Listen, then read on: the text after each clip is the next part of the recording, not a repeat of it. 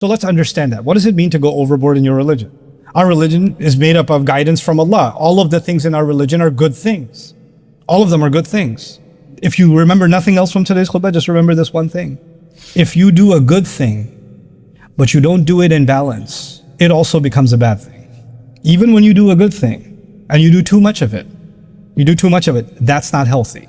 That's not good, that's not okay. Drinking water is healthy. There is a quantity of water you can drink and kill yourself, even though it's water. It's the source of life on this earth, right?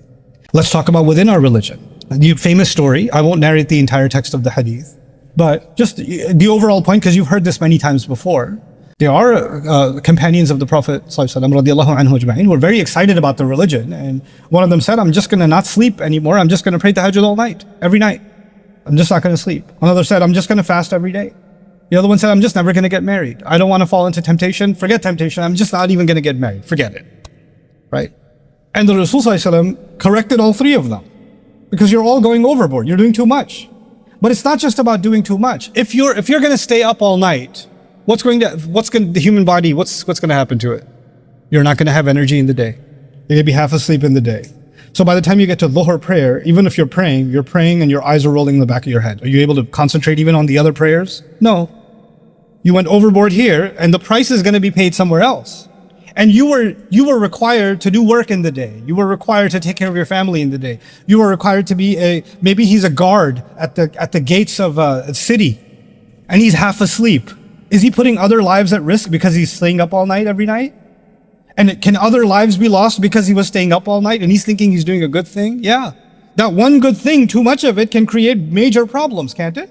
Somebody says, I love the masjid. The rewards, I heard a lecture about the rewards of being in the masjid. I just want to be in the masjid all the time. I just don't want to leave. I just want the blessings of Allah. The dunya is fitna outside. I just want to be in Allah's house. Nobody's here. One car parked outside. Homeboy sitting here and just chilling. Hours and hours and hours. Right? What happens to the rights of his wife, his children, his mother, his father? What happens to his financial responsibilities? What happens to his social responsibility? What happens to all of that? All of the things, and he's sitting here reading Quran. He's sitting here 8 hours a day reading Quran.